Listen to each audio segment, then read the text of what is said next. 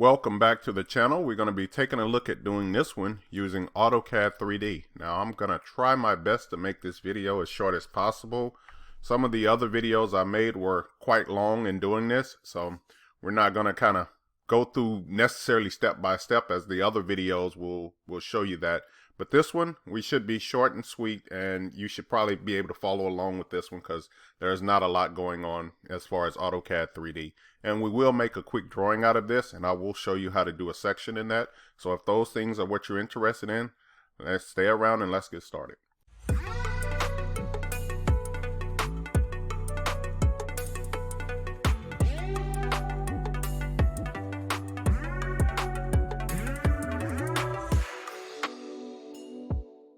Okay, so if you remember in previous videos, we did this using 2D and we also created this isometric there. So if that's something that you want to look at, you can go back and refer to those videos. So, because there are two separate videos for this. There's one just for the 2D with the section, and then there's another video out there that I have for me just creating this isometric. So what we're going to be doing is taking a look at doing AutoCAD 3D. So I'm just going to click on the plus icon here to start a new drawing. And then I'm going to automatically just go ahead and switch right on over to AutoCAD 3D. So I'm just going to click the fly up here and I'll go to 3D modeling. Once it switches over, sometimes it gives you a dialog box here, but you'll know that it's ready to go once the ribbon is there at the top. Okay, let's go ahead and do some of our normal housekeeping here. And I'm going to start off by turning off the grid since I, don't need the grid for most of the drawings that we're going to use. I will turn my ortho on. And then these are going to be the typical running O snaps that I use. All right, so now we're ready to go. I'm going to create this using a revolve and an extrusion. The extrusion will be for the polygon that's going through the middle of that. And the revolve is going to be basically for the whole entire body. So I'm just going to start off by creating a line. Go here, and I'm just going to go down a distance of 50. Let's escape out of here. Zoom out. All right. So now I do have the width of both of these. One is 40 and the other one is going to be 20. So I'm going to select this line here and I'm going to use the copy command. I'll click here, and now remember that I have to go half of those numbers. So half of 40 is going to be 20. I'll go ahead and hit enter on that one. And then the other half of the number is going to be 20. So half of 20 should be 10. And then remember that we do have that cutaway or that circle that's right there in the middle, and I'll go ahead and take care of that. That has a diameter of 9, so I'll be using 4.5, which is half of 9. Okay, so here are all of the lines that I'm going to use. Next, I'll draw a line going straight across here to the top. And we're just going to connect it right here. All right, so now we're going to do the exact same thing. I'm going to copy this line here. Go ahead and hit enter.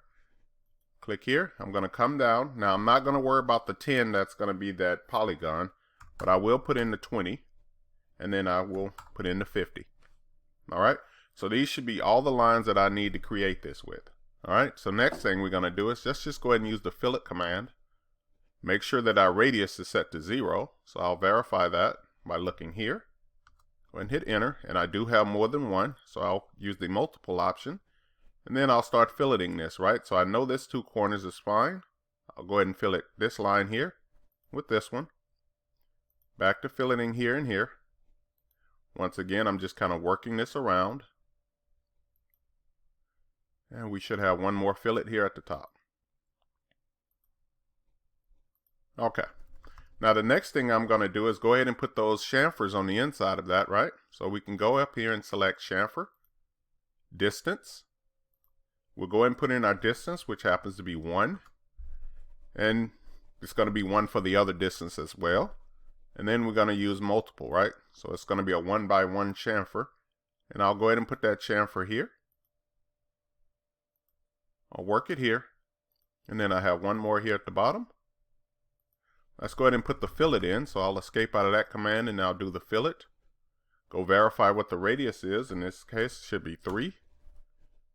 And then we only have one of them, so there's no need to use the multiple option. All right. So here's our basic shape here. So I'm just going to select all of this and I'll use the join command, right? So just J enter. It should join them all together and you can see that it created one polygon. Let's go ahead and make something else here just for our polygon that's going to be going through the middle of this. So I'll start off with a circle that has a diameter. I'll go ahead and place it here. The diameter is going to be 40. And then I'm going to put that polygon on the inside of it, right?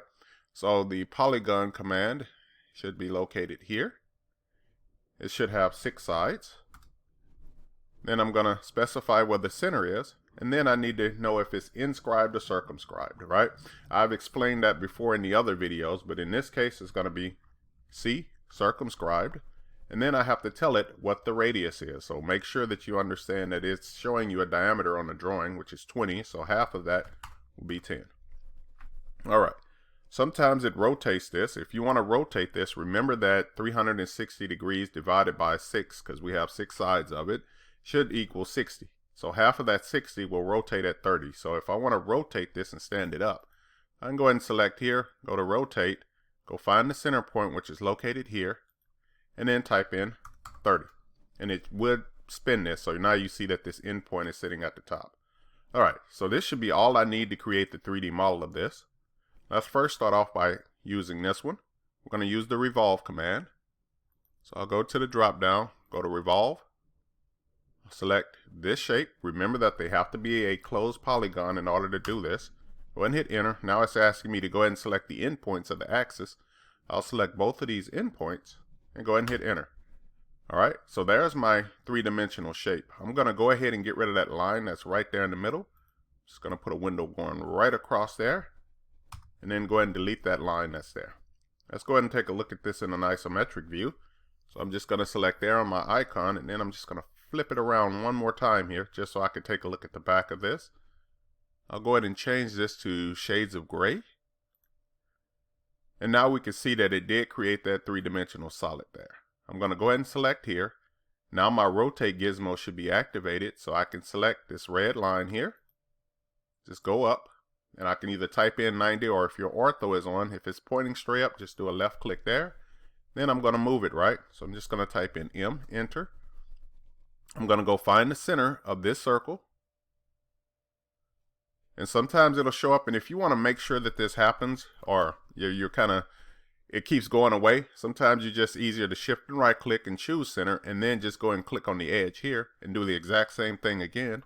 Do another shift right click, go to center, go find the center of this circle here, and then you can place it there. Let's zoom in a little bit. Let's go ahead and get rid of that is located here. Okay, I'm going to go to Extrude. I'm just going to put a window just around that polygon there. Go ahead and hit enter. And you can see that now it should be extruding through. So I'm going to go this direction, and then I'll give it a distance of 10. And then we'll come back with our Boolean operation, which is going to be a subtract. Select here. Enter. So I'm selecting the object I want to keep first, and then I'm just going to use a window and just highlight that area there, and then hit enter. All right. So now you see that the 3D actually part of it is done. Let's go ahead and escape here and kind of zoom in a little bit. So the 3-dimensional part is done, and you can see that it doesn't take long if you're just using a couple of simple commands. Everything is filleted, all the radius is there, and should be good to go, and the polygon is there. All right. Now we can go ahead and create a drawing, right? So simple, quick drawing for this one. We're just going to jump over to Layout tab 1. We're going to delete this viewport. Then we're going to go ahead and create a title block, right? Let's go ahead and use, and I think in the other examples I always use the B size, so I'll continue using that. So I'm just going to type in REC, enter. I'll pick the lower left corner at 0, 0. Go ahead and hit enter. The upper right is going to be at 17, 11. All right, let's double click the middle mouse wheel to zoom the extents. Let's go ahead and use the offset command. Give it a distance of 0.25. And then I'll select this line here, come to the inside. Let's go ahead and do a right click on Layout 1, and then I'll go to Page Setup Manager. Go to Modify. I'm going to go to DWG to PDF. ANSI full bleed, B size 17 by 11. I'll use window. And then what I'm going to do is pick the endpoint of this inside rectangle, and then the other one on the other side. Okay. After I do that, I'll go ahead and hit center. It's already set to 1 to 1. That's what I want. And if you just want to make sure that it points out black and white, just go ahead and hit the monochrome on. Go ahead and hit OK and then close. All right. Next, I can go ahead and start putting in my view. I have this base icon that's located here, or it's also located on the layout tab. It should be one that says base, which is located here. Go from model space. Now make sure that your drawing is oriented in the right direction, right? So if I escape out of this, let's jump back to the model tab. What's going to happen is by default, it comes in looking at the front view. So if we know that we have our front view faced a different direction, and in our case, let me just go ahead and put this in an isometric, the front view that I want actually should be, let's go ahead and spin it one more time, looking at it this way. The front view should be shown kind of going, well, actually the right side view, right? So I want to go back right to this direction, right? Okay. So the front view should be the open area. So that means I have to spin this thing 180 degrees. So I'm just going to select it. My view or rotate gizmo is still activated. Go ahead and select this purple or blue icon. It kind of looks both to me. I'm going to select that and then I'll type in 180 and it should spin it around. All right. So this is the way I want it to come in, and you can see my isometric is correct according to my drawing. So this is the front, right, and top view. Remember, those are going to be the 3 views that make up an isometric. Let's jump back to layout 1. And now when I come and bring in that base for model space, it's going to bring it in by showing me the front view, right? So I'm just going to select here. That's going to be the view that I need. Go ahead and hit enter. And now it's asking me to go ahead and create the next view. And in our case, we don't need that. So just go ahead and hit one more enter. And now you should see that it does create that front view that I needed. Remember that now I want to create an isometric. Let's jump over to the layout tab. I'm going to go to project.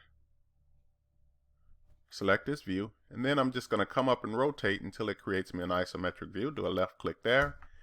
Oh, I hit the escape button too quick. Sorry, I meant to hit enter. Let's do that again. So I'm going to go to project, select the view, come up this direction, do a left click, and then hit enter. I'm not worried about how it's viewed right now. We'll change that later. So I'm just going to select it, and then I'm going to select this center square here and move it down. Now I have to turn off the ortho just to get it in the right location, which is going to be here. All right. And then we'll go ahead and construct our section, right? So we'll go to section. We'll select this view. We're going to go find the center of here, and then we're just going to track off of it going this direction. One left click here, go straight across. Let's go ahead and turn that ortho back on. And then when it looks like it's just about to the outside of this, do another left click. Hit enter. Come straight down. And then do a left click here. Go ahead and hit enter. All right, so you can see that it does create that for us as well.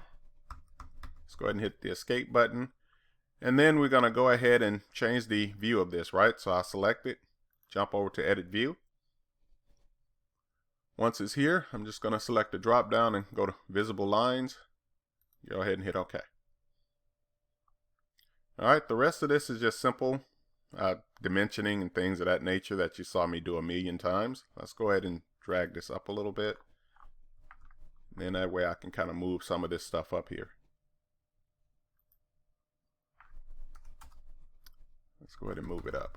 And it's kind of acting a little funny there. Let's go ahead and select it and go to move.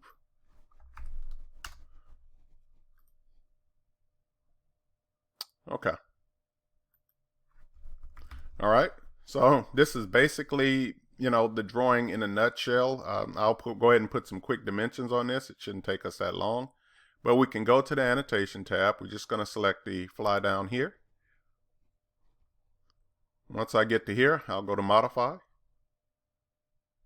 Once the dialog box appears, I'll start with the primary units. Go ahead and suppress those trailing zeros. I can suppress them here, but I like to do it here. That way my drawing is totally accurate. Underneath the fit, there's nothing to worry about. The drawing is set to 1 to 1. Underneath the text, let's go ahead and make this a little bit smaller by setting it to 0.125. Underneath the symbols and arrows, I'll go ahead and set this to none since I already put them on there typically. And then underneath my lines, I can kind of leave this the way it is, but I always usually match my extension to the same height that I make my text. So in that case, it's 0.125. Go ahead and hit OK, and then close, right? Let's go ahead and put some center marks on here. I haven't created any layers and things of that nature, so you can go and see the other video where I did this in 2D. And in that video, I do show you how to do the layers and stuff. But all I'm doing is just putting center marks on here. And then inside of here, I'm going to drop some center lines, right? So I'm just going to go a center line between here and here. Okay. All right. I think I got everything that I need. Let's go ahead and do some quick dimensioning here. So we're just going to go linear. We can go from this endpoint going down to here. I'll use the baseline just to show you that. I don't think I showed you that in the other video, so I'll use the baseline. And what that's going to allow me to do is just keep clicking. So I have that one, and then we'll come all the way down to this one at the bottom. All right, let's go ahead and hit escape on that. Let's go ahead and do another linear dimension here from this endpoint to this endpoint.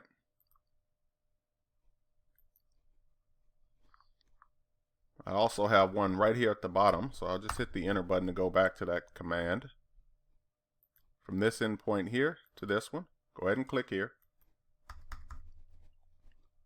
Let's go ahead and put a couple of diameter dimensions on here, so I'm just going to type them in here. So that's DDI. Go ahead and select that circle, go ahead and place it here. Hit the enter command, and I want to get this outside one here.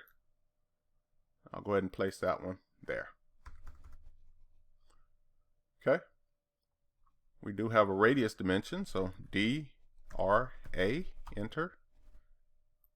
Go ahead and locate that. Let me zoom in a hair just so it doesn't spin too much on me.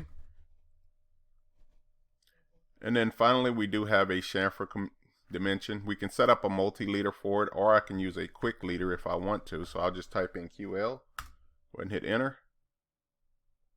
Go from that midpoint, let's hit the ortho off. Better yet, I'm just going to change it to the 4590. That way it'll be perpendicular. That looks good enough to me. And let's see, that's good enough. I'll go ahead and hit enter. Then I'll type in what it is. It's going to be 1 x 45% D. And it looks like I missed a percent. There we go. Let's go ahead and hit enter. The second line will be 3 PLCS. Let's go ahead and turn the caps lock on. Enter, enter. Okay. Now in my quick leaders, I should have went in and did the setting of it. If I go back to QL, hit enter, and then I go to settings, what's happening here is that I have it set to on the left side. It goes to the middle of the bottom line. I usually like to set both of those to go to the middle of the top line, right? And it won't adjust for me automatically, so I'll have to redo that again. And the best way of doing that sometimes is to just go ahead and highlight this and then just go ahead and redo it. But for this video, just knowing where the settings are and redoing it would be easy enough. And then finally with this dimension, I'm just going to do an edit on this one. Go ahead and hit enter. Get to the front of it. Let's go ahead and do the %% here. Click off of it, hit escape. Now that one is actually completed. I'll go ahead and go back and do this one. I think probably should take us about a minute to do it. Now that I changed the setting, let's hit delete. Let's go QL, enter. Let's go ahead and find this midpoint, click here, get the tracking symbol, do a left click here, come back this direction, do another left click for the landing, hit enter. And now it's asking me for the first line, so 1 by 45% D, enter, 3 places. Enter, enter. And now you can see that it's at the top line, right? Okay, so that should be all we need to do for this drawing here. Hopefully it explained it to you in AutoCAD 3D. I was trying to make this video a little bit shorter, but I think we can still, you know, it's easy concept to do. And you can see back in the other videos that, you know, it took a little bit longer. This one don't take that long to do, and some other things of that nature. So hopefully you enjoyed watching this one, and you can go ahead and change like the material and stuff of that nature.